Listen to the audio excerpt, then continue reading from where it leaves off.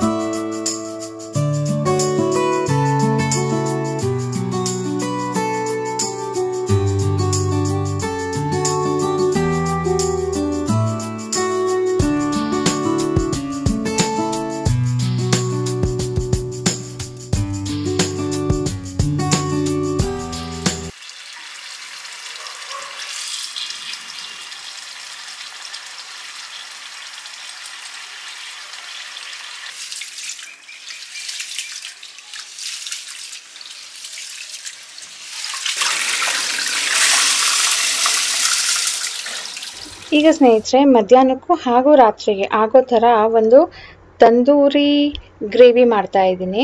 ಇದನ್ನು ಚಿಕನ್ ಟಿಕ್ಕಾ ಮಸಾಲ ಅಂತಾನು ಹೇಳ್ತಾರೆ. ಟಿಕ್ಕಾ ಮಸಾಲ ಅಂದರೆ ನಾವೀಗ ತಂದೂರಿ ಅಥವಾ ಕಲ್ಮಿ ಕಬಾಬ್ ಮಾಡೋದಕ್ಕೆ ಏನು ಮಸಾಲೆ ಹಾಕಿರ್ತೀವಿ ಚಿಕನ್ಗೆ, ಅದ್ರದ್ದು ಗೊಜ್ಜಲ್ಲೇ ಇದರಲ್ಲಿ ಏನು ಮಿಕ್ಕಿರುತ್ತಲ್ವ ಇದನ್ನೆಲ್ಲ ಮಸಾಲೆ ಹಾಕಿ ಮಿಕ್ಸ್ ಮಾಡ್ತಾ ಇರೋದು. ನಾನು ಮ್ಯಾರಿನೇಟ್ ಮಾಡಿ ಇಟ್ಟಾಗ ಸ್ವಲ್ಪ ಹಾಕಿದ್ದೆ, ಆಮೇಲೆ ಈಗ ಸ್ವಲ್ಪ ಕಡಿಮೆ ಆಗಿದೆ ಗೊಜ್ಜು ಅಂದರೆ ಮಸಾಲೆ ಅಂತ ಅನ್ನಿಸ್ತು ಗೊಜ್ಜು ಮಾಡೋದಕ್ಕೆ. ಅದಕ್ಕೆ ಸ್ವಲ್ಪ ಜಾಸ್ತಿ ಮೊಸರು ಹಾಕ್ಕೊಂಡಿದ್ದೀನಿ. ಇದಕ್ಕೆ ಮಸಾಲೆಗಳು garam masala, chilli powder, coriander powder, ginger garlic paste, ಎಣ್ಣೆ ಎಲ್ಲನೂ ಹಾಕಿ ಮ್ಯಾರಿನೇಟ್ ಮಾಡಿ ಇಟ್ಟಿದ್ದೆ. ಈಗ ಏನು ಮಾಡ್ತೀನಿ, ಈ ಚಿಕನ್ನ ಸಪ್ರೇಟಾಗಿ ನಾನು ಓವನಲ್ಲಿ ಬಾರ್ಬಿಕ್ಯೂ ಥರ ಮಾಡ್ಕೊಳ್ತೀನಿ. ಆ್ಯಂಡ್ ಗೊಜ್ಜನ್ನು ಸಪ್ರೇಟಾಗಿ ಕುಕ್ ಮಾಡಿಕೊಂಡು ಲಾಸ್ಟಲ್ಲಿ ಇದನ್ನು ಚಿಕನ್ನ ಸೇರಿಸ್ಬಿಟ್ಟು ಒಂದು ಕುದಿ ಬರಿಸ್ಬೇಕು. ಈಗ ಮೊದಲಿಗೆ ಇದನ್ನು ಓವನಲ್ಲಿ ಇಟ್ಟು ಗ್ರಿಲ್ ಮೋಡಲ್ಲಿ ನಾನು ಇದನ್ನು ಕುಕ್ ಮಾಡ್ಕೊಳ್ತೀನಿ. ನೆಕ್ಸ್ಟ್ ಗ್ರೇವಿ ಸ್ಟಾರ್ಟ್ ಮಾಡೋಣ. ನೋಡಿ, ಈಗ ಇಷ್ಟು ಮಸಾಲೆ ಮಿಕ್ಕಿದೆ, ಇದನ್ನು ನಾವು ಗೊಜ್ಜಿಗೆ ಗ್ರೇವಿ ಮಾಡಬೇಕಾದ್ರೆ ಹಾಕ್ಕೊಳ್ಬೇಕು. ಗ್ರೇವಿಗೆ ನಮಗೆ ಎಷ್ಟು ಜಾಸ್ತಿ ಗ್ರೇವಿ ಬೇಕೋ ಅಷ್ಟು ಟೊಮ್ಯಾಟೊ ತೊಗೊಳ್ಬೇಕು. ಜಾಮೂನ್ ಟೊಮ್ಯಾಟೊ ನಿಮಗೆ ನಮ್ಮ 3 ಜನಕ್ಕೆ ನಾನು ಒಂದು 6 ತೊಗೊಂಡಿರ್ತೀನಿ. ಇದು ಹುಳಿ ಟೊಮ್ಯಾಟೊ ಆಗಿರೋದ್ರಿಂದ ನಾನು ಹುಳಿ ತೆಗೆದುಕೊಂಡು ಜಸ್ಟ್ ಪಲ್ಪನ್ನು ಮಾತ್ರನೇ ಈಗ ಮಿಕ್ಸಿ ಮಾಡ್ಕೊಳ್ತೀನಿ, ಪ್ಯೂರೆ ಮಾಡ್ತೀನಿ.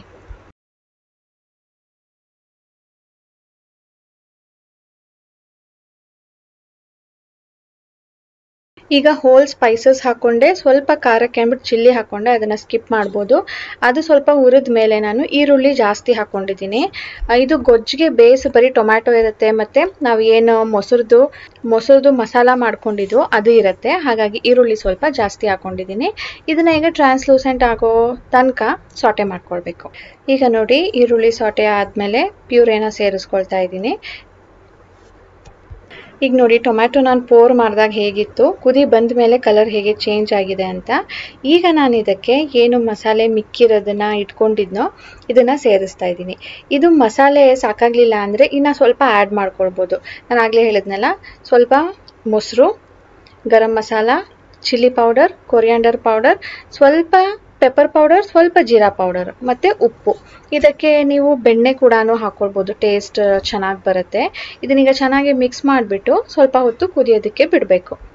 ನಾನೀಗ ಇದಕ್ಕೆ ಇನ್ನೇನೂ ಸೇರಿಸೋದಿಲ್ಲ, ಟೇಸ್ಟ್ ಮಾಡಿ ನೋಡಿಬಿಟ್ಟು ಬೇಕಿದ್ರೆ ಆಮೇಲೆ ಹಾಕ್ತೀನಿ. ಎಲ್ಲನೇ ಚಿಕನ್ಗೆ ಮ್ಯಾರಿನೇಟ್ ಮಾಡಬೇಕಾದ್ರೆ ಜಾಸ್ತಿ ಹಾಕಿದ್ದೆ, ಗೊಜ್ಜಿಗೂ ಎಷ್ಟು ಬೇಕೋ ಅಷ್ಟು. ಅದಕ್ಕೀಗ ನಾನು ಇದಕ್ಕೆ ಏನೂ ಆ್ಯಡ್ ಮಾಡೋಕ್ಕೆ ಹೋಗಲ್ಲ. ಕುದಿ ಬಂದಮೇಲೆ ಟೇಸ್ಟ್ ಮಾಡಿ ನೋಡಿಬಿಟ್ಟು ಏನು ಕಡಿಮೆ ಇರುತ್ತೆ ಅದನ್ನು ಹಾಕ್ಕೊಳ್ಬೋದು.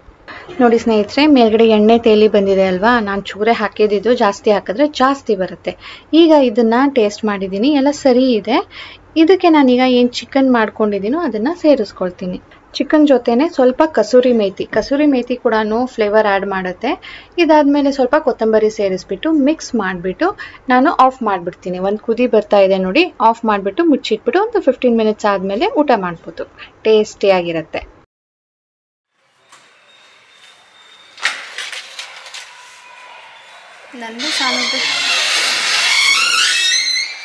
ನಂದು ಸಾನದು ಸ್ಲಿಪ್ಪರ್ ಸೇಮ್ ಆಗಿಬಿಟ್ಟು ಸಾನು ಸ್ಲಿಪ್ಪರ್ಸ್ನ ನಂದು ಅಂದ್ಕೊಂಡ್ಬಿಟ್ಟೆ ನಾನು. ಬಿಡು, ಗೇಟ್ ತೆಗಿ.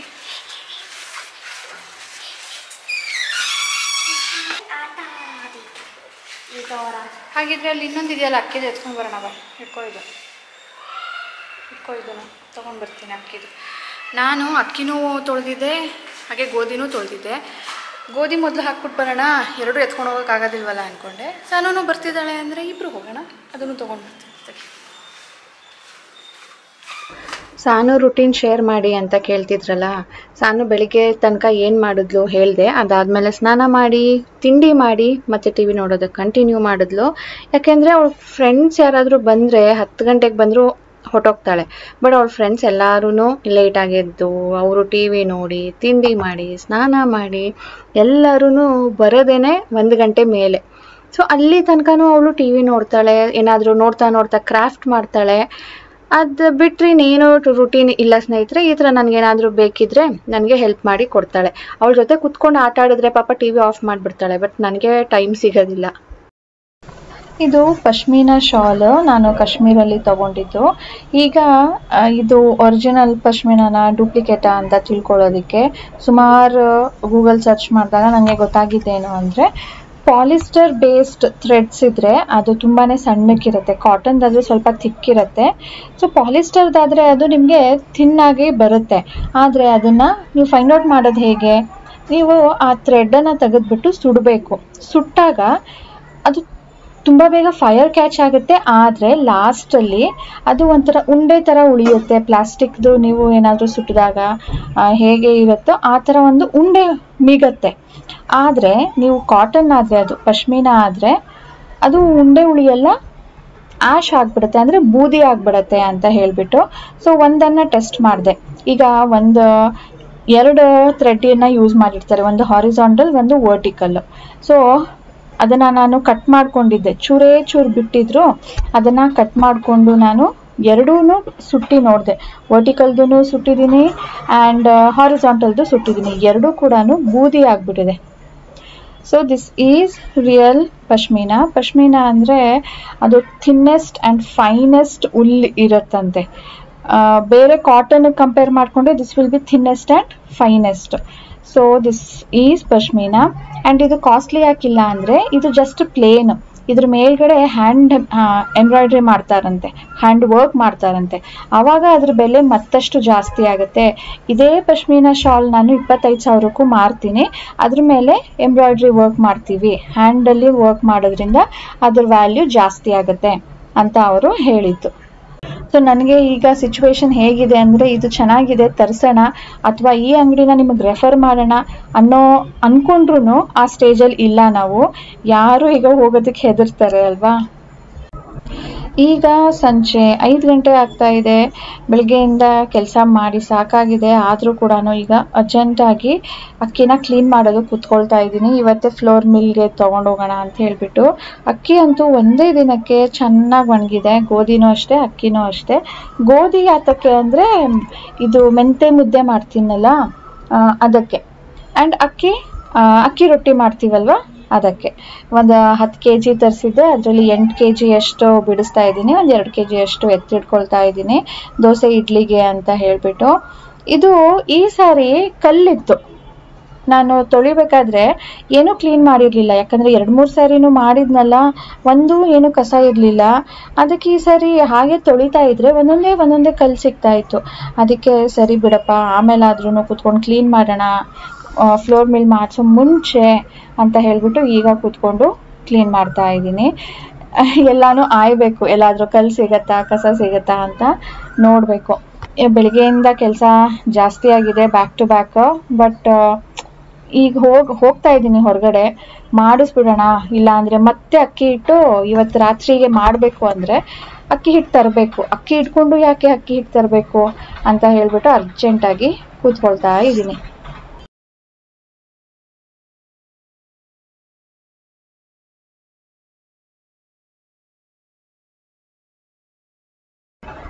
ಈಗ ನಾನು ಮೆಂತೆ ಮುದ್ದೆ ಮಾಡೋದಕ್ಕೆ ನಾನಿಲ್ಲಿ ನಿಮಗೆ ಮೆಷರ್ಮೆಂಟ್ ತೋರಿಸ್ತೀನಿ. ಗೋಧಿ 2 kg ತೊಗೋತೀನಿ ಯೂಶ್ವಲಿ. ಈ ಸಾರಿ 2.25 ಏನೋ ಇದೆ.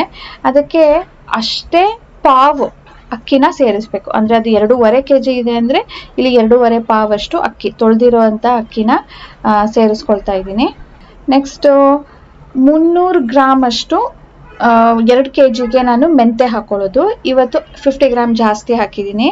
350 ಗ್ರಾಮ್ ಅಷ್ಟು ಹುರಿದಿರೋ ಅಂಥ ಮೆಂತೆ ಕಾಳು.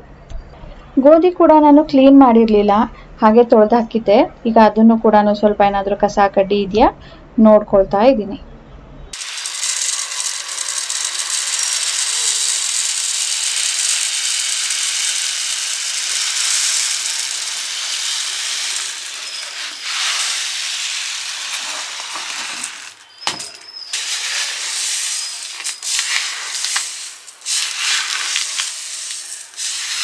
ಗೋಧಿ 2.5 kg ಅಷ್ಟು ಇದೆ. ಇಷ್ಟೇ ನಾನು ಹಾಕೋದು. ಇದ್ರ ಜೊತೆ ಬೇಕಿದ್ರೆ ಉದ್ದಿನ ಕಾಳು ಬರುತ್ತಲ್ವ, ಕಪ್ಪು ಉದ್ದಿನ ಕಾಳು, ಅದನ್ನು ಕೂಡ ಸೇರಿಸ್ಕೊಳ್ಬೋದು. ಅದು ಒಂದು ಅರ್ಧ kg ಅಷ್ಟು ಹಾಕ್ಕೊಳ್ಬೋದು.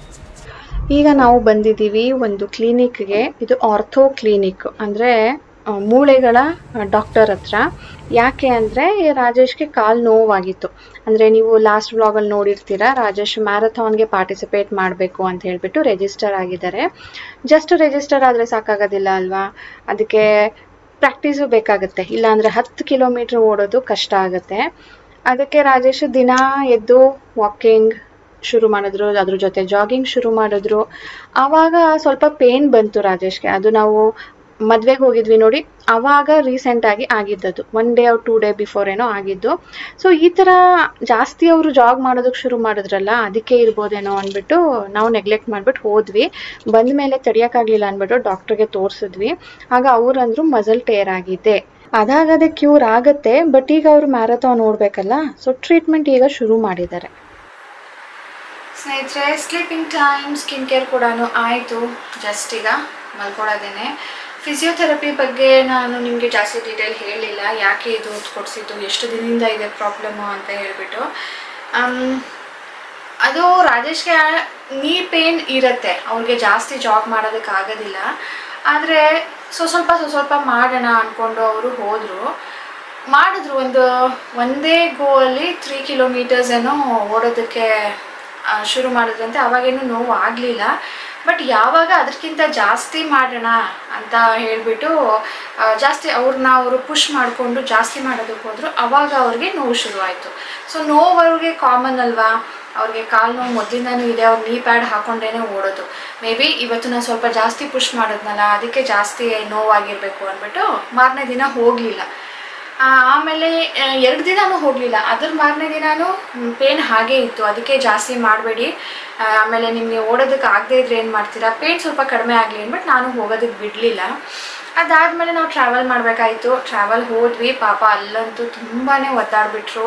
ದಿನ ಪೇನ್ ಜಾಸ್ತಿ ಆಗ್ತಾಯಿತ್ತು, ಕಡಿಮೆನೇ ಆಗ್ತಾ ಇರಲಿಲ್ಲ. ಆವಾಗ ನಾನು ಇಲ್ಲ, ನೀವು ತೋರಿಸ್ಕೊಳ್ಳೇಬೇಕು ಡಾಕ್ಟರ್ಗೆ ಅಂತ ಹೇಳಿಬಿಟ್ಟು ಬಂದ ತಕ್ಷಣವೇ ಮಾರನೇ ದಿನಾನೇ ಹೋಗಿ ತೋರಿಸಿದ್ರು.